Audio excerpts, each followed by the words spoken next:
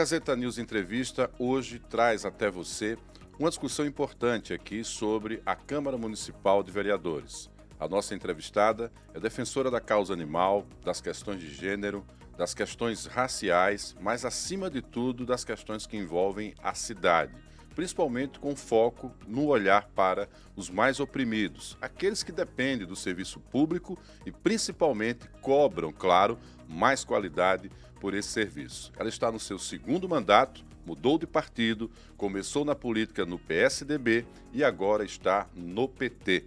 A nossa entrevistada de hoje é a vereadora Teca Nelma. Falei correto, né? Com certeza. Muito obrigada. Estou muito feliz de estar aqui hoje para a gente conversar um pouquinho. Eu ia acrescentar uma história que você me contou numa outra entrevista, que quando você era pequena, lhe perguntavam o que você queria ser. Isso. E você dizia que queria ser a presidenta do mundo, não é isso? Exatamente. Agora é só da República. Diminuiu um pouquinho, entendeu? Antes era do mundo inteiro, agora é só presidente da República. Por que você falava isso quando era pequena? Por influência da sua mãe, que é vereadora? A minha mãe é uma grande inspiração para mim, né? Minha mãe e meu pai também, eles são inspirações muito grandes. Meu pai, jornalista. Ele não é mandatário, mas ele é um ser político muito importante para mim. Talvez um dos que mais tem interferido politicamente na nossa história, porque ele tem longa militância, Sim, né? Sim, ele é jornalista. Estamos falando do jornalista Renato Soares, tá? Ele é jornalista, ele já foi preso durante a ditadura militar, foi exilado do país durante 8 anos.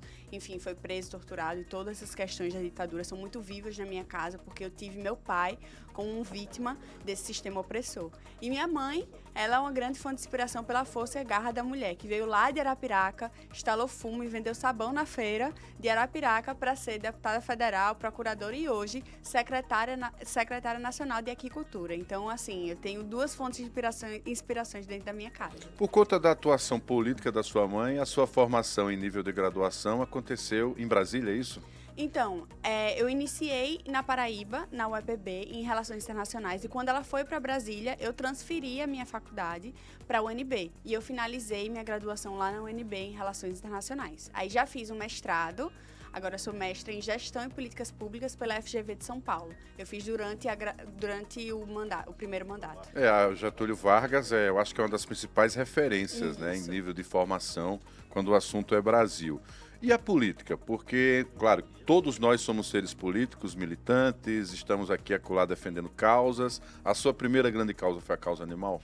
Então, fora do mandato institucional, eu acho que foi um dos primeiros também a questão da mulher, né? Inerente a mim, por fato de ser uma mulher jovem, politizada, sempre caminhou junto comigo essa questão de igualdade de gênero. Eu sempre lutei pela igualdade. E aí, a causa animal é que eu sou vegetariana desde os meus 15 anos. Opção? Então, opção minha. Começou pela questão do impacto da produção da carne no meio ambiente, da produção dos alimentos. E aí, como eu queria ajudar o meio ambiente, com 15 anos, eu fui pesquisar como é que faz para ajudar o meio ambiente. E eu vi que deixar de comer carne é uma das grandes formas de contribuir. E aí, nisso, eu também fui pensando na questão do especificismo, né? Porque você ama um e come o outro. E aí, fui ampliando meu amor pelos animais. Comecei a resgatar animal de rua, levava para casa, castrava, vacinava, botava para adoção. Já resgatei pato, galinha, gato, cachorro, passarinho. E aí, Mas quem adotou o pato cumpriu a promessa de manter o pato vivo, Com certeza, vereadora? Ele foi para uma fazenda, é o pato senador. Ele foi para uma fazenda e a galinha Maria. A gente tem nome e a gente acompanha as adoções depois que elas aconteceram. Muito bom, show de bola. Bom, eu tive a oportunidade de acompanhar o seu primeiro mandato. Isso. E acredito, sei que foram várias frentes de atuação muito significativas, mas para mim a mais relevante foi colocada em prática no último concurso da Câmara de Vereadores, que é uma cota e percentual ali de inscritos e aprovados, claro, para pessoas negras. E isso é inédito para Maceió. Gerou polêmica na época, me lembro, pé de vista, atrasa, tal, demora, mas saiu do papel e já é uma realidade e foi colocado em prática no concurso público da Câmara. Missão cumprida? Um grande orgulho para mim, né? Meu e do movimento negro daqui de Maceió. Essa conquista não foi só minha, foi deles também. A gente caminhou muito em conjunto na Câmara de Vereadores para conseguir tirar essa conquista do papel. Foi quase um ano, eu ia levar um bolo para bater parabéns para a aprovação desse projeto de lei. A gente foi pedir de vista, de emenda, enfim, o que você imaginar já aconteceu naquele projeto de lei. Vários momentos eu achei que ele não ia passar, mas acabou que ele foi aprovado com unanimidade, né? Foi tão difícil colocar ele em pauta, mas na hora que ele chegou em pauta, que não tinha mais subterfúgio para acontecer, ele foi aprovado. Mas esse foi um projeto porque nós estávamos cerca de 10 anos atrasados relativo ao governo federal. Já existiam as cotas nacionais para os concursos públicos nacionais e Maceió era uma das poucas capitais do Brasil que não tinha nenhum tipo de O cota. projeto da capital, ele é um modelo, segue o modelo Isso, nacional. segue o modelo nacional. A gente colocou 30% inicialmente, porque a gente sabe que na barganha, se a gente já colocasse 20%, poderia cair para menos. Foi feita uma emenda pelo vereador Chico Filho, na época, para diminuir para 20%, para equiparar com o nacional, que na época era 20%, e a gente conseguiu fazer com que ele fosse aprovado. Essa é uma das minhas frentes enquanto parlamentar, né? Eu atuo em promovendo a dignidade, combatendo a desigualdade social e também o mínimo de reparo ao movimento negro precisa ser feito também na nossa capital. Agora, vereadora, quase sempre os vereadores que têm pautas, né, de natureza ideológica sempre acreditam que terão facilidade em aprovar alguns temas, porque eles parecem ser tão necessários que não haverá objeções. Como é que foi enfrentar a realidade ali da oposição a algumas ideias, mexe aqui? Você já estava acostumada com essa possibilidade do enfrentamento ou também foi surpresa lá no parlamento? Então, eu vivi algumas coisas de coadjuvante quando a minha mãe era parlamentar. Eu esperava que 21 anos depois que a minha mãe foi parlamentar, não passaria por certas coisas que eu passei, sendo bem sincera contigo, né? Eu imaginava que as questões de gênero, as pequenas violências não aconteceriam mais. Já estariam consolidadas. Já estariam consolidadas. Minha mãe passou por maus bocados. Eu lembro da minha mãe, enfim, com muita dificuldade em alguns momentos dentro da Câmara. E aí, quando eu assumi, eu vi que, na verdade, não tá tão fácil assim. A violência política de gênero é algo muito considerado normal, entre aspas, né? Dentro da nossa sociedade, que é tida como mimimi. Tudo que a gente reclama é mimimi, então é difícil para a mulher entrar, para a mulher permanecer é mais difícil ainda. Então, a gente enfrentou alguns percalços, mas eu já aprendi, tô com um couro mais grosso, tá mais fácil agora no segundo mandato de fazer todo esse trabalho. Mas no início eu sofri um bocado, porque era bem difícil ver, na verdade, a união para derrotar um projeto que a maioria dos meus projetos não são só meus. Certo. Eles nasceram de iniciativa popular, de conversar com a população, de construir em conjunto. Então, meu mandato é muito participativo.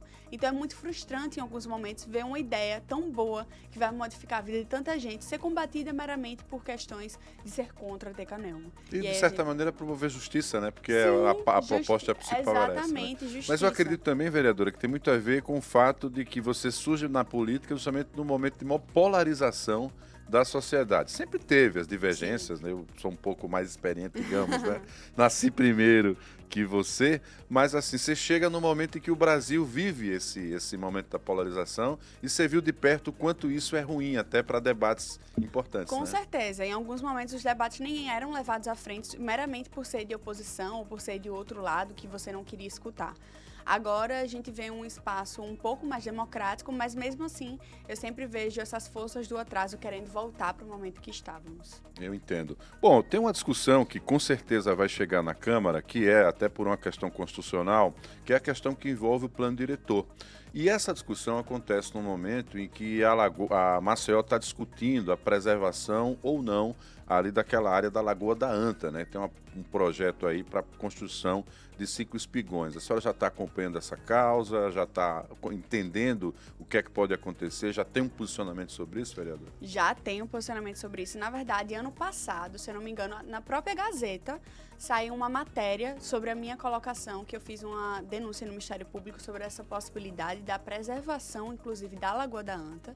E aí eu acho que foi em setembro de 2024, se eu não me engano, a matéria da Gazeta, que fala sobre o meu posicionamento. Então, ele não é novo. A gente já bateu o martelo sobre isso há muito tempo, que luta pela preservação daquela área. A gente não quer que espigões sejam construídos. A gente não quer que sejam feitos de uma forma que apenas o mercado imobiliário seja ganhe os lucros dessa forma, né? A gente... Para falar em desenvolvimento econômico, a gente tem que falar de preservação ambiental, a gente tem que falar de igualdade, a gente tem que falar de diversos outros aspectos.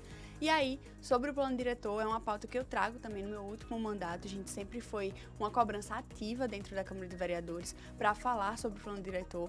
Primeiro porque a gente tem a questão da subsidência dos bairros. Tem uma empresa criminosa que consumiu 5 bairros de Maceió. E aí a gente precisa pensar como é que esses bairros, o que é que vai acontecer com eles, quais serão as propostas para ele. A gente tem a questão do crescimento desenfreado na região norte da cidade também. Que também envolve a questão dos espigões, né? Isso. Recentemente teve um posicionamento do Ministério Público, eu né? comemorei nas minhas redes sociais essa decisão do Ministério Público e elas estavam crescendo à revelia. Não tinha nenhum ordenamento atualizado para isso. E tem a questão da Lagoa da Anta. Então é urgente a gente debater que cidade nós queremos. E a gente precisa falar do plano diretor porque ele impacta na vida do trabalhador. Às vezes a gente fala plano diretor, plano de mobilidade, o povo acha que são coisas, enfim, que não tem aplicabilidade, que não afeta a minha vida, é só um papel, é só um texto, não faz diferença. Pelo contrário, o que vai definir, por exemplo, para onde a cidade vai crescer, e se a gente quer uma cidade compacta, vai interferir na vida do trabalhador, que passa 3, 2 horas no trânsito para ir para voltar para o seu trabalho e para ir para voltar para casa. A gente não tem as mesmas 24 horas que um trabalhador que passa 5 horas para ir para o seu trabalho e voltar para casa. É impossível dizer isso. Então, o plano diretor ele vai interferir diretamente na vida do cidadão. E a cidade deve ser dos maceioenses, a prioridade deve ser essa. Então, eu estou muito ansiosa para que esse debate chegue na Câmara de Vereadores. A gente já fez audiências públicas na última legislatura. Eu fiz uma audiência pública, inclusive, sobre a questão das pessoas com deficiência e plano diretor, como que a gente precisa ter uma cidade acessível. As calçadas entraram nesse debate porque Com a cidade certeza. ela é totalmente desigual. Né? Totalmente. É muito difícil de ter independência das pessoas com deficiência, porque elas não conseguem o mínimo, que é se locomover. 15 centímetros de calçada de nível de diferença da pista para um cadeirante empurrar, se não for cadeira motorizada, porque a motorizada ainda tem um impulso. Sim. Mas aquele que depende só do impulso manual, 15 minutos já se torna, às vezes, uma barreira intransponível, né? Sim, é muito difícil, muito difícil. A gente fez essa audiência pública. Então, assim, eu estou muito ansiosa porque foi graças às nossas cobranças na última legislatura que a gente conseguiu tirar o conselho do plano diretor do papel. Porque nem isso saía do papel, era só vamos ver, e nada saía. E a gente já teve uma movimentação que foi a retirada do conselho do plano diretor do papel. A gente fez audiências públicas com pessoas muito qualificadas, com as pessoas da UFAL, professores universitários, como a professora Regina, na verdade, né? Regina Lins, cientistas, professor Renan também. A transportista Jéssica também. Então, a gente trouxe muita gente qualificada para debater a questão da cidade de Maceió. Teve outra questão importante também, que foi a abertura ou não do corredor Vera Arruda. Como é que a gente vai definir essa questão? Vai ser no plano diretor? Não vai? A gente recentemente teve a lei estadual que definiu que ali é um patrimônio material e a gente tem a nossa lei municipal em tramitação desde 2021 na Câmara de Vereadores. Então, são vários aspectos que são gritantes. E a gente precisa resolver o plano diretor. Ele está atrasado há muito tempo. Era para ser atualizado em 2015. Verdade. Temos um vereador lá, que é o Rui, que conseguiu ficar 8 anos e não conseguiu incluir esse debate. Ele falou da complexidade, né, que isso exige. E o que eu pude aprender quando estudei plano diretor, essa pauta, é que a grande discussão hoje que tem a ver com o que o mundo discute é: queremos uma cidade para carros, para prédios ou para pessoas, né? Exatamente. Equilibrar isso é que é o mais difícil. E no caso do recorte envolvendo a Lagoa da Anta, existe lá um termo de cessão, que foi o momento em que aquela área foi cedida para ser preservada, para funcionar em consonância com o hotel. Isso. Ou seja, enquanto existisse hotel. Sem hotel, teoricamente, né, ou pelo menos conforme o termo, a área volta para a cidade. Pela sua lógica do que você fala aí, ela tem que permanecer na cidade. Então. Com certeza, aquilo ali deve ser no mínimo um parque municipal para a cidade. Aquela área de preservação ambiental, a gente não pode vender o que a gente preserva. Na verdade, é ultrajante essa possibilidade de construção de espigões. E assim, não dá para falar só da construção de espigões. Se a gente vai ter mais gente morando lá, e o transporte? E a mobilidade? Como vai ficar? Que naquela região já é difícil a mobilidade. Como que vai ficar?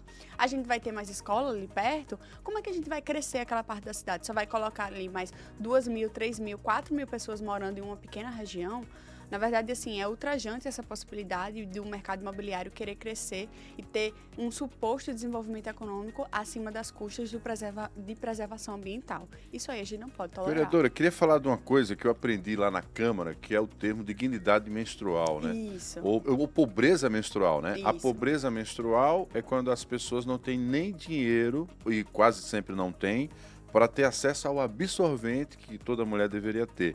E a dignidade seria a garantia exatamente desse item tão importante. Como é que ficou essa discussão? Avançamos? Maceió evoluiu nesse sentido? O que é que a gente pode dizer para quem nos assiste? Então, evoluiu. Vamos contextualizar para todo mundo. Na última legislatura, assim que a gente ganhou, a gente tinha um veto para votar do prefeito de JHC, que era um projeto de lei da vereadora, que é vereadora até hoje, Silvânia Barbosa.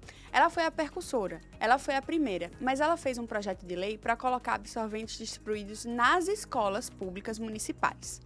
Esse projeto foi vetado pelo prefeito de JHC e a gente derrubou o veto. Mas aí, eu comecei a conversar especialmente com as marisqueiras do município de Maceió. Certo. E elas me contaram que elas também vivem, infelizmente, a pobreza menstrual. Porque elas falam, a gente vende o quilo de sururu, o atravessador fica com a maior parte do nosso recurso.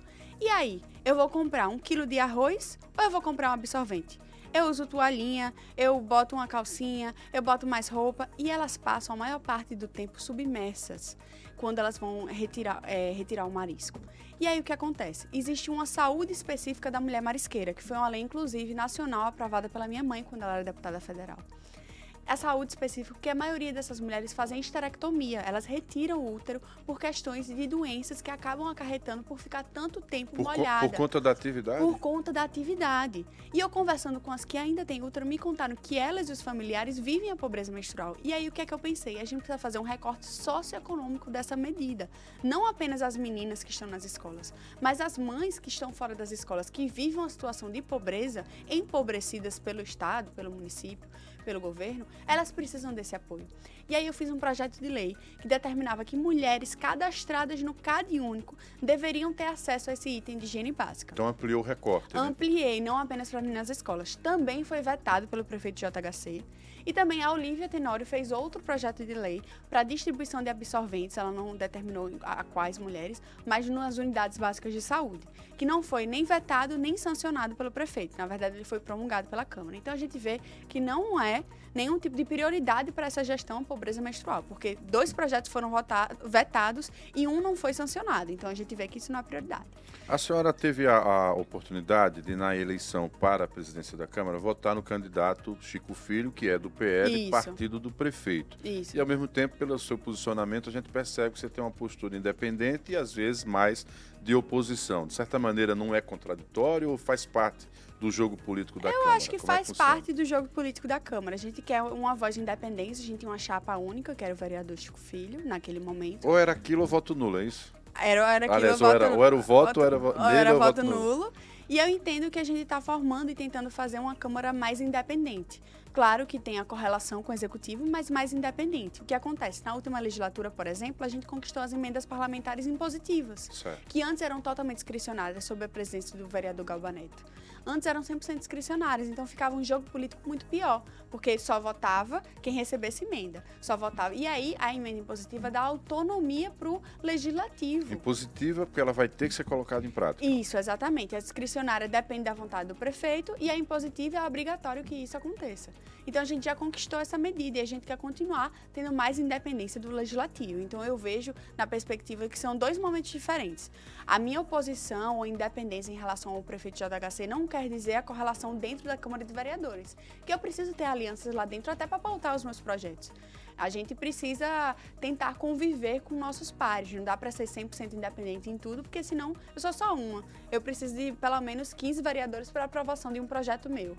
Então fica muito difícil eu não ter essa correlação. Então são 2 partes distintas. A relação com os vereadores dentro da casa e a independência com o prefeito de JHC. Não foi colocado em condição para me votar o meu voto ao Chico Filho, a aliança com o prefeito. São coisas díspares. E aí a gente não vê dessa forma dentro da Câmara de Vereadores. A conjuntura política pode levar o prefeito JHC a ficar numa posição, digamos, sair da direita para o centro ou centro-esquerda, porque se houver um acordo político para a lista tríplice, né, que consta lá a tia dele, Marluce Caldas, atual promotora, ser indicada ministra do STJ, né, Superior Tribunal de Justiça, pode ser que tenha uma condicionante política aí para ele vir exatamente para centro-esquerda. E aí, como é que vai ser o relacionamento de Eu vocês? fico muito feliz, porque eu vejo que está saindo do abismo, desse extremismo, de bolsonarismo. Meu Deus, é tão demodê, né? Então não estou falando nada fora da realidade. Não, Isso pelo é um contrário. contexto real. Isso é o contexto real, existe essa possibilidade. Alguns dizem que sim, outros dizem que não.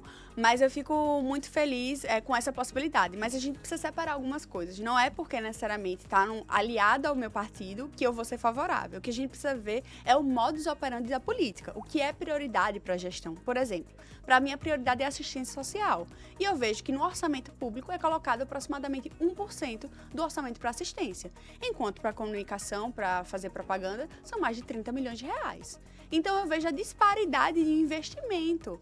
Então, assim, o que a gente tem que ver é o modus operandi, não necessariamente apenas o partido. Mas eu fico feliz com essa possibilidade de diálogo com o presidente Lula, ver que o presidente Lula está no caminho certo, todo mundo quer se aproximar dele, e ainda mais saindo desse extremismo, desse bolsonarismo, deixando isso para trás, na época das trevas. Por falar em Lula, não posso falar de Lula sem deixar de falar do PT. Com certeza. E você entra no PT no momento de, inclusive, reconhecimento nacional, né? Isso. Me lembro de uma foto sua publicada com a Gleisi Hoffmann. Causou algumas... Foi ela que me filiou. Eu fui abonada pela Gleisi Hoffmann. Atualmente até pode ser até aí a ministra de Relações ministra. Institucionais do governo e presidente atual do PT, né, nacional do PT. Causou ciumeira aqui em Maceió e também, claro, para os petistas alagoanos, até por conta dessa da consideração que tiveram contigo. E o PT em Alagoas vive hoje uma realidade de disputa interna, mediante inclusive a uma discussão posta por um ex-militante, que é o advogado Elton Roberto, sobre questões envolvendo a postura ética, se o filho do presidente Ricardo podia ou não, né, como advogado, agir lá com relação ao fundo partidário. Qual é a sua posição em relação a isso, já que estamos aí em vias muito próximo da eleição do PT? Claro, então, eu ainda não tenho tendência, deixa eu explicar para a galera de casa, né? O que é tendência? O que é tendência, porque até eu ainda estou aprendendo. O partido é democrático, então todos nós, é como se fosse assim, uma grande família. Todo mundo dentro da família, eu posso falar mal do meu irmão, mas se você de fora fala mal do meu irmão, vai ser um problema, mais ou menos isso. Dentro do partido, cada um tem sua tendência. Pode seu viés divergir, político pode divergir, pode discordar, pode ter eleição interna, mas fora nós somos um grupo que defende o governo Lula. Então, dentro do partido, nós temos algumas tendências. Umas que são mais centro-esquerda, outras que são mais à esquerda, uns que, enfim, depende do seu posicionamento político e ideológico. Então, a gente tem aqui, por exemplo, a CNB, a gente tem a DS, a gente tem o Movimento PT, a EPS, diversas tendências, a resistência socialista, diversas tendências no partido. E aí, eu ainda não estou filiada a nenhuma delas. Hoje eu sou apenas Mas está sendo assediada. Na verdade, eu estou sendo bem paquerada. Depois que eu entrei no partido e tive uma eleição exitosa com quase 10 mil votos, eu estou em outro patamar do que eu estava para entrar, que foi bem difícil. Mas eu recebi o convite de algumas tendências e eu fico muito feliz de ser considerada nesse sentido. Eu ainda não me filiei a nenhuma, porque eu preciso ter uma correlação com a presidente nacional, que foi quem me filiou. Certo. Então, se ela me abonou... Ela é CNB, né? Ela é CNB. Se ela me deu essa oportunidade, eu tenho que, no mínimo, conversar com ela antes de tomar alguma iniciativa. Eu vejo com bons olhos essa democracia interna, mas a minha defesa que eu fiz em outro jornal, também fui criticada por vários petistas, foi que eu queria unidade. Na verdade, eu acho que do jeito que está essa guerra partidária, só enfraquece o partido. Especialmente vista de fora, que as pessoas não compreendem o que é um partido democrático. Na verdade, estão acostumados com partidos cartoriais. Elas imaginam que o PT é um partido. Isso, exatamente. É isso? E a gente mostra, na verdade, que é um partido vivo, pulsante, que tem juventude, que tem mulheres, tem pessoas negras, LGBTs, enfim. É uma multiplicidade muito grande lá dentro. E aí, a minha presunção seria que, na verdade, tivesse uma unidade e que a gente diminuísse essas rusgas internas de uma forma externa para que a gente tivesse uma unidade mínima. Como eu vejo que isso está difícil, eu vou ter que logo tomar uma posição, mas eu ainda não tenho candidato a presidente estadual. Na verdade, eu estou fazendo o processo de filiação. Esse programa vai ao ar até sábado. Até sábado já tem essa posição, se quiser dizer. Eu acho que não. Sábado depois de amanhã. Exatamente. Se quiser antecipar, seria ótimo, né? Mas a gente pode filiar, no caso, até ontem, né? Até dia 28, no caso vai sair sábado, até ontem, a gente está filiando. A gente está com esse processo de filiação aberto e, enfim, filiamos mais de 500 pessoas no partido com essa movimentação de trazer gente das redes sociais, de conversar com as pessoas, explicar a necessidade de filiação. E aí nós teremos que tomar essa decisão, mas ela ainda não foi tomada. O que eu tenho é uma aliança muito grande na municipal, essa possibilidade também vai ser com a Lê Costa, que é uma mulher maravilhosa, que foi candidata do meu partido, militante, assistente social, uma mulher ímpar. Eu tenho muita fé que, se ela for candidata, será uma excelente presidente municipal. Isso aí eu já tenho na minha cabeça configurado. Mas a estadual, a gente ainda está em conversas, negociações e vendo o que é melhor para o partido. A gente está falando do PT e você fica muito à vontade, parece até que já tinha uma militância antiga, mas é porque a sua postura em relação à sociedade tem muito a ver com pontos que o PT já defendia. Exatamente. Mas é um momento em que o PT é muito contestado e questionado, né? Pelo menos por uma parcela grande da população. A gente vive hoje, por exemplo, o momento de maior impopularidade do presidente Lula. E aí, o que é que você diz das pessoas? Ah, até que é tão inteligente, mas ela é do PT. Como se isso lhe reduzisse de alguma maneira. O que dizer para essas pessoas e como você analisa esse momento do presidente Lula? Então, é um partido que está há mais de 7 anos sendo atacado categoricamente, né? É um partido que vem numa campanha nacional que movimentou juízes, movimentou outros partidos, criações, enfim, para atacar e acabar com um partido. Obviamente, durante 7 anos, você apanhando uma hora vai dar algum problema, né? Eu vejo que isso é uma campanha que é muito antiga, mas especialmente recentemente pela análise da questão das fake news, especialmente o que aconteceu com o Pix. Isso entrou muito na cabeça das pessoas e diminuiu muito a popularidade do presidente Lula. Tem dificuldade também das pessoas compreenderem o que é um presidencialismo de coalizão. Ele precisa ter a maioria no Congresso para conseguir governar. Infelizmente, ele não tem a maioria, ele está tentando ter essa aliança com a maioria para conseguir aprovar as pautas que são importantes, como, por exemplo, a isenção fiscal até R$5.000. Isso seria uma pauta muito importante para os trabalhadores. Que é a pauta do imposto de renda, né? Do imposto de renda, que é uma pauta muito importante para os trabalhadores. Tem diversas pautas, por exemplo, como o pé de meia, que foi uma dificuldade também a conseguir a aprovação de pessoas que votaram contrário, como, por exemplo, a proibição de pagamento díspare entre homem e mulher que ocupam o mesmo cargo. Tiveram homens e mulheres que foram contrários a esse pagamento, que a gente quer igualdade no salário, igualdade salarial entre homens e mulheres. Então, diversas pautas que são benéficas para o trabalhador e para a trabalhadora. Mas a dificuldade do presidente de conseguir a aprovação é muito grande.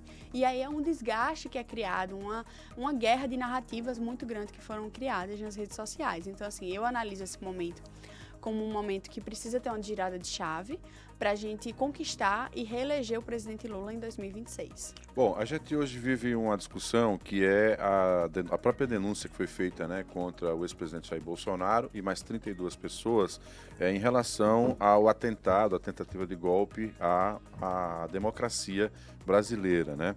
E você disse no início da entrevista que tem essa ligação com a história do seu pai, tem orgulho, porque ele também foi um perseguido político, chegou inclusive a ser preso, né? Isso. Como é que você viu esse momento do Brasil que chegou tão perto ali, de novo, né, de viver um cenário de golpe, de alguma forma? Como é que isso chegou até você?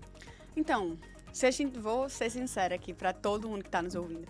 Se você falar Teca enquanto pessoa, foi meio aterrorizante, né? Eu fiquei imaginando o que aconteceria com a minha família, comigo, Inclusive com as plano pessoas de morte, de esquerda. Né?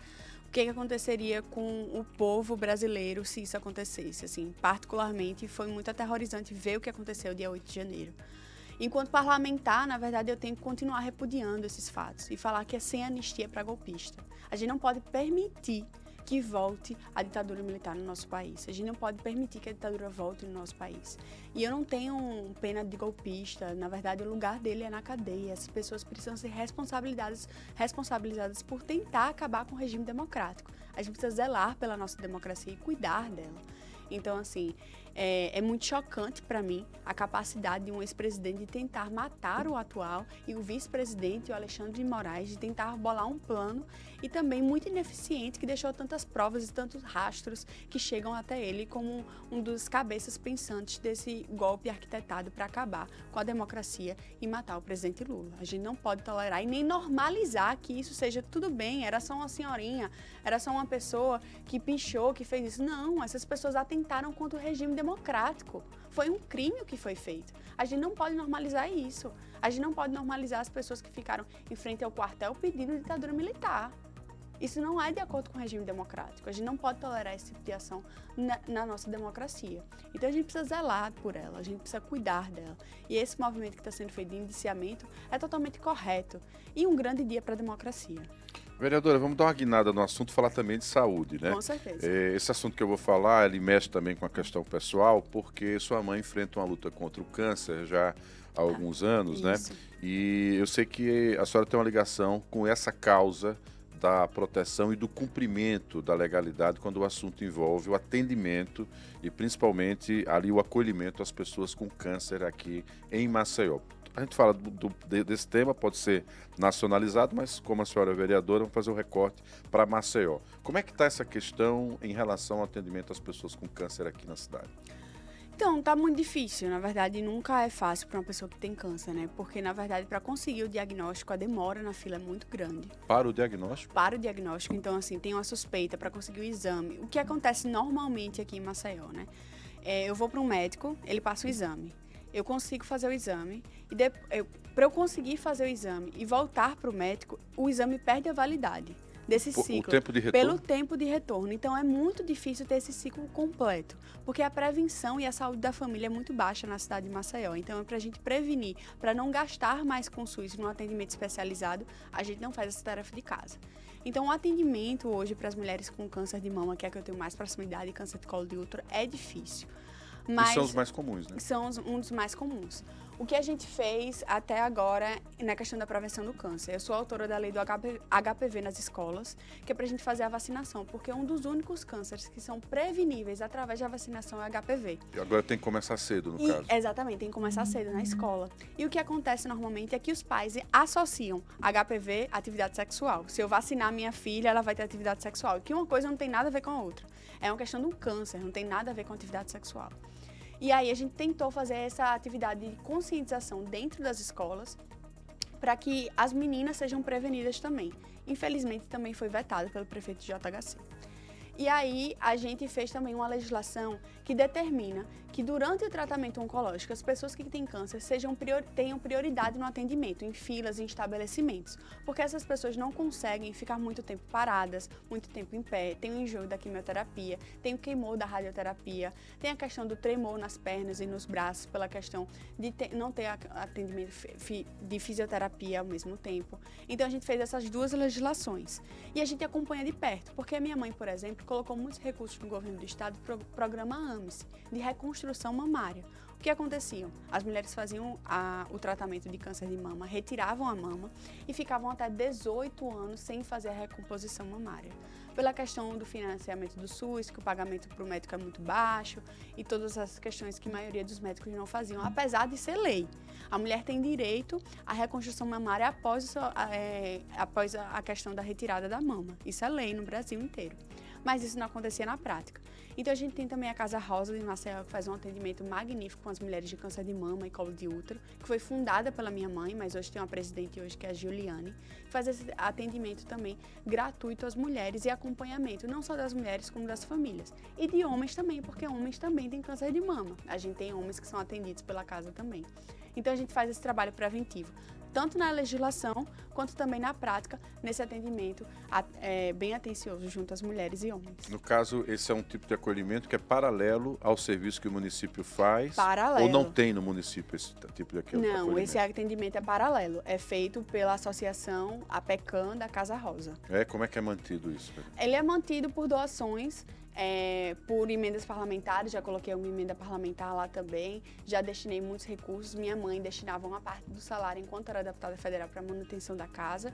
Então, hoje é uma instituição sem fins lucrativos que depende de doações. Se você quiser conhecer a Casa Rosa, entrar em contato, ela fica lá no Jaraguá.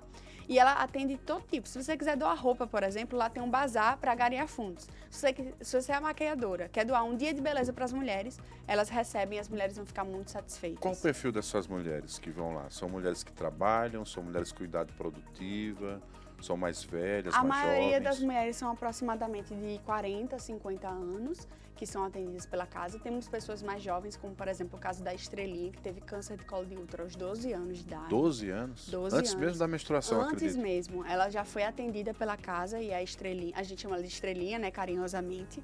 E a gente tem também esse perfil de mulheres de 40, 50, 60 anos que são atendidas também pela casa. E aí, esse atendimento ele é gratuito. Tem tanto mastologista, tem ginecologia, tem nutricionista, psicologia, tem fisioterapia oncológica, tem grupo de convivência para a família e também para as mulheres e homens, porque a família também adoece. A gente precisa pensar nesse entorno familiar. Infelizmente, a maioria das mulheres são abandonadas pelo marido. Essa é uma das coisas, um dos grandes números que a gente tem é que na hora da doença, que a gente fala, né? No amor e na doença, na verdade, na saúde e na doença, não é isso que acontece na realidade. As mulheres são muito abandonadas e são cuidadas pelos familiares. Então, o que a gente tem hoje são mulheres que são guerreiras, que cuidam da casa, que trabalham muitas vezes, que levam sustento para casa e ainda assim tentam lutar contra essa doença horrorosa. Enfrentam a doença, né? Sim. Vereadora, tem um aspecto importante que é o perfil da Câmara, da nova Câmara, né, com o aumento de cadeiras, que foi também a chegada de mais uma mulher para aumentar a bancada feminina na casa. Independente das questões partidárias e das divergências que possam existir, que é natural dentro da política, quando o assunto envolve a defesa da causa da mulher, existe uma frente feminina na Câmara? Então, praticamente tem um mês que começou as novas sessões ordinárias, a gente vai ver como que vai ser o comportamento da bancada feminina. Na última legislatura, a gente não era tão unida assim, porque tínhamos pensamentos muito díspares e acabava que, até para a pauta da mulher, a gente tinha posicionamentos diferentes, porque eu, particularmente, entendo que não basta ser mulher. Tem que ser mulher progressista, tem que ser mulher que defende o direito das mulheres, que tem que ser aliada da causa e da pauta das mulheres. Eu fico muito feliz com a entrada de mais uma. Eu tenho muita esperança que essa bancada será mais unida, que teremos aliança nesse sentido de lutar pelas mulheres. As mulheres que ganharam são muito aguerridas. Silvânia Barbosa tem uma gratidão, uma amizade muito grande, que me ajudou muito durante a Câmara de Vereadores. Olivia Tenório, também outra mulher aguerrida. Janine Beltrão, também uma mulher de pulso. E a Fátima, que tem muita experiência na Câmara de Vereadores e na pauta e na luta pelas mulheres. Então, eu estou muito confiante que nessa nova legislatura teremos essa aliança em prol das mulheres. Isso é importante, né? Em relação à questão da educação, creio que você falou aí da educação, mas voltado para a questão da vacina, e os números mais recentes dizem que Maceió é um município que teve avanços em relação à questão da formação intelectual, aí o acesso das pessoas ao ensino fundamental, ensino médio, até ensino superior. Poderia ter sido feito mais? É possível fazer mais? Você tem militância também nessa área? Com certeza. Hoje eu componho a Comissão de Educação da Câmara de Vereadores, eu sou presidente da Comissão de Direitos Humanos e componho a Comissão da Educação como secretária. Na verdade, para mim, eu vejo um verdadeiro caos que acontece na educação do município. A gente vê a diminuição dos números do IDEB, a gente vê a falta de auxiliares de sala, a gente vê o problema no transporte, vaga em creche, a gente vê a questão dos PSS que não tem mais concurso público, é tudo processo simplificado. Então, é um conjunto de problemas que existe hoje na educação de Maceió. Primeiro, se a gente for falar dos gigantinhos, a gente não sabe quantas vagas foram criadas e se eles seguem todas as recomendações do Conselho Municipal de Educação. A gente tentou ter essas informações e nunca fomos respondidos. Mas o Conselho tem representação da Câmara lá também. E mesmo assim não foi fornecido? Não foi. Não pelo Conselho, pela gestão. A gente oficiou a gestão perguntando quantas vagas foram criadas, como é que estava esse processo, porque o prognóstico seriam de 10 mil vagas, mas o que a gente vê na rua é as mães protestando, queimando o pneu porque não conseguiu a vaga e está em fila de espera. A gente tem a questão também de auxiliar de sala. O que eu mais recebo quase todos os dias nas minhas redes sociais é uma mãe de uma pessoa com autismo, de uma pessoa que utiliza cadeira de rodas, de uma pessoa com deficiência física e intelectual, que não consegue ter o seu filho incluído na sala de aula. Ou porque a escola não tem acessibilidade, ou porque não tem auxiliar de sala, que é lei. O que é que a CEMED fala? Procure a justiça e entre com medida judicial para a gente fornecer. Isso já foram pessoas que me procuraram, que falaram que foram à CEMED e receberam essa devolutiva, que é direito. Se a gente falar da questão do IDEB, os números não mentem. Maceió é uma das piores capitais do Brasil e se comparar dentro de Alagoas, também nós estamos lá embaixo no ranking do IDEB. Então, assim, as questões da educação, elas são enormes. Se a gente falar do transporte, o contrato se findou agora no final de 2024. O contrato não estava mais vigente. A gestão não teve 4 anos para se organizar para fazer um novo contrato. E aí o que acontece? As pessoas ficam sem acesso ao transporte escolar, que é mínimo para você ter acesso à sala de aula. É inconcebível.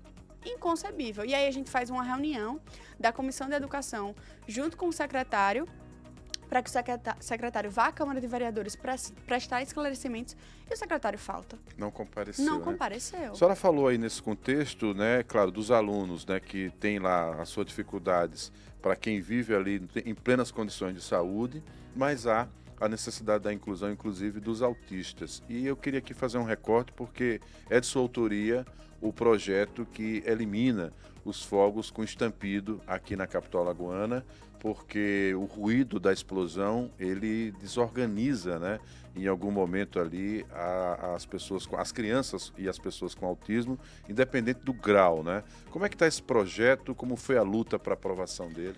Esse projeto Já também, é lei, na verdade. Né? Esse projeto também, ele foi com muita garra na Câmara dos Vereadores, especialmente pela questão das pessoas com deficiência que foram entraram em contato comigo, foram até a Câmara de Vereadores para pedir a aprovação desse projeto.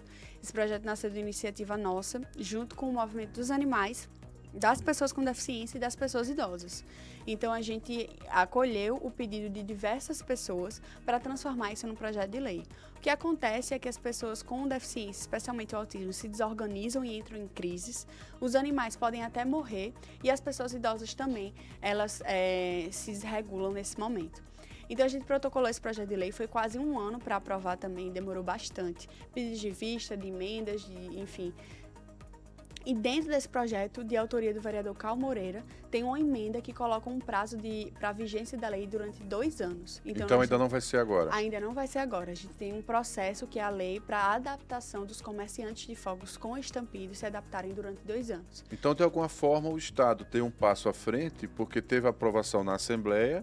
A Assembleia também é 2 anos. Há 2 anos? 2 anos também. Tá. Porque o governador já havia sancionado, mas ainda assim tem esse prazo de carência. O que acontece? Na Assembleia tem 2 projetos de lei. Um projeto de lei que fala que o dinheiro público não pode ser utilizado para comprar para os eventos fogos com estampido, isso aí já está em vigência, e para eventos públicos e privados são 2 anos. Certo. Então, assim, a gente tem essa mesma vigência, tanto no governo do estado quanto no municipal. Infelizmente, hoje, nosso projeto de lei ainda não foi sancionado, nem promulgado, na verdade, passou o tempo de sanção, a gente vê que não há prioridade para o prefeito essa questão das pessoas com deficiência, e aproveita esse espaço... E o prazo só conta após a sanção? Após a sanção, agora a promulgação. Promulgação. Agora vou contar com a ajuda do presidente Chico Filho, até esse espaço aqui para pedir que ele promulgue esse projeto de lei. Mas você negociou isso? Ele assumiu esse compromisso? Estamos tentando essa negociação para que esses projetos sejam promulgados, que são de tanta necessidade para o Poder Legislativo ter essa atuação. Já que o prefeito não sanciona e nem veta, cabe ao Poder Legislativo fazer a promulgação dos projetos de lei. Pois é, a gente está falando de um segmento, né, social que só cresce em termos de diagnóstico, né? Ou seja, pelo diagnóstico ali no início de vida, ou tardio, que também é outra realidade. Você teve um assessor, não é? Que teve um diagnóstico tardio, eu tive chance de entrevistá-lo, e era impressionante ele falando como foi crescer, se sentindo diferente, sem compreender essa diferença, né? Então, quer dizer, são pessoas que podem perfeitamente serem absorvidas pela sociedade, mas a sociedade tem que estar adaptadas para ele. E ainda tem barreiras para que socorra, né? Com certeza. E a gente trata as pessoas com deficiência como prioridade número 1 do meu mandato. Entendo. Em relação à cultura, porque a gente fala muito sobre o que é tão mecanizado na sociedade, o que é essencial, a habitação, o transporte, a educação, e esquece que a cultura, às vezes, e até o espaço de lazer, né, é o que ajuda a sedimentar o contraturno de todas essas coisas que são tão necessárias para a cidade. Como é que a senhora avalia? Como é que está a questão da cultura? Tem militância também? Apresentou projetos nessa área? Também tenho militância, também aprovei projetos de lei e audiências públicas sobre a cultura. A cultura, para mim, é uma das minhas prioridades também. A gente tem que pensar que a cultura, além de tudo, ser a alma do nosso povo, ela gera dinheiro, ela gera economia, ela faz a economia criativa rodar. Então, quando a gente investe na cultura, a gente vai ter um retorno financeiro sobre isso. Quando a gente faz show, quando a gente investe no nosso coco de roda, quando a gente investe no nosso teatro, quando a gente investe na nossa quadrilha, no nosso guerreiro, no nosso reisado, a gente tem um investimento tanto social quanto econômico. E aí, Infelizmente, a cultura do município também não é prioridade. É economia criativa. É economia criativa. Na verdade, o que acontece hoje é uma inversão, né? A gente tem artistas de fora que recebem R$1 milhão para vir aqui cantar 2 horas e a gente não tem investimento na cultura, da cultura local de R$1 milhão. Hoje, um cachê de um artista varia de R$1.200 a R$5.000. Um show... Aqui em Maceió. Aqui em Maceió. E aí, para o pagamento desse cachê, ó, é muito tempo. 1, 2, 3, 4, 5, 6 meses para ter pagamento de R$1.200. Às vezes as pessoas pagam mais para se apresentar do que ter lucro em retorno. Então, os artistas locais de Maceió não são levados em consideração, não são prioridades para a gestão. E a gente luta diariamente para que a gente tenha uma equiparação, para que os nossos artistas locais recebam tanto quanto os artistas de fora. É fugir da realidade, defender um espaço público já para essas apresentações, independente das grandes datas comemorativas, um galpão, um palco, já custeado pelo município e ter apenas uma agenda ali para eles se apresentarem? Isso é algo fora da realidade? Não é fora da realidade, pelo contrário, é muito real e possível a gente ter equipamentos culturais, especialmente na parte alta da cidade. Eu já ouvi isso de artistas, mas nunca vi assim, alguém comprar essa briga. A gente quer equipamento cultural, especialmente na parte alta da cidade. A gente tem hoje uma elitização da cultura e a gente não pode fazer que a cultura seja acesso de apenas alguns, mas essa cultura seja para todos. Infelizmente, nem todo mundo consegue pagar por isso. E nada mais justo que a prefeitura assuma essa responsabilidade e democratize o acesso à cultura. E a gente precisa de pagamento de cachê atualizado, a gente precisa de valorização, a gente tem que ter concurso de boi todo ano, que é uma lei minha, de minha autoria, que infelizmente a gente só teve o concurso porque a gente fez pressão junto à prefeitura, porque a prefeitura disse que não tinha dinheiro para fazer um concurso que estava orçado em R$200 mil, mas tem R$1 milhão para trazer o artista de fora. A gente não tinha concurso de quadrilhas, por exemplo, quadrilhas juninas. O nosso guerreiro não é levado em consideração. Então, assim, a nossa cultura não é prioridade, a nossa cultura local. Fazer show e festa, a gente tem muito na cidade, que é muito benéfico também para a economia, mas se a gente não valorizar a nossa arte, a gente não valoriza a nossa alma. Quem nos torna maceoense é a nossa própria cultura. Bom, já que a gente falou de artista, né, pegando carona no que disse um artista já falecido, que é o Cazuza, o tempo não para. O tempo não para. A gente está chegando à reta final da nossa conversa. E eu queria saber quais são as suas considerações finais, o que é que falta, qual a expectativa para esse seu segundo mandato na Câmara de Vereadores? Então, o povo tem que ter... O povo tem, na verdade, o povo tem muita confiança no meu trabalho. Não é à toa que eu fui reeleita. Primeira vez que eu fui eleita como a mais jovem do estado, agora a mulher mais votada do estado de Alagoas. Então, tenho muita confiança em mim, porque algo que eu tenho de sobra é coragem. Coragem para lutar e para dizer o que eu penso, lutar pelas pessoas empobrecidas e vulnerabilizadas do nosso município. Tenho muita coragem para estar lá todos os dias e levantar as bandeiras que eu levanto. Eu não tenho medo de ninguém, pelo contrário, eu tenho muita força, porque essa força não vem de mim, vem do povo de Maceió. Queria agradecer imensamente o espaço que foi me concedido, dizer que pode me convidar mais vezes, virei com muita felicidade, muita vontade de compartilhar, de conversar junto com o povo. Dizer que quem quiser entrar em contato comigo, todas as minhas redes sociais é Tecanelma, Instagram, Facebook, Twitter, TikTok, YouTube, é tudo Tecanelma. No Brasil inteiro não tinha nenhuma Tecanelma, não você tinha conseguiu registrar? Consegui registrar a Tecanelma, sou a primeira. E nós nos mudamos. Eu sempre terminava dizendo que é uma porta rosa pink na Câmara de Vereadores e nós saímos da Câmara de Vereadores, estamos no Jaraguá, saímos de Jaraguá, estamos na Jatiuca, na Rua da Carajás. É uma casa rosa pink agora. A gente ampliou nosso espaço para receber o povo e será muito bem-vindo. Então eu fico à disposição de todo mundo e podem contar comigo que a gente tem muita coragem para defender os anseios do povo. Pois é, esse foi o Gazeta News Entrevista, hoje com a vereadora Tecanelma, vereadora do PT. Está aí os contatos com ela e você pode compartilhar nosso link, divulgar. Esse programa vai ao ar no canal 525 Net, claro, mas fica gravado no YouTube, também nas nossas plataformas aí da rede. Vai compartilhando para mais pessoas conhecerem não só o programa, como também a vereadora Tecanelma. Até o próximo encontro. Valeu, muito obrigado.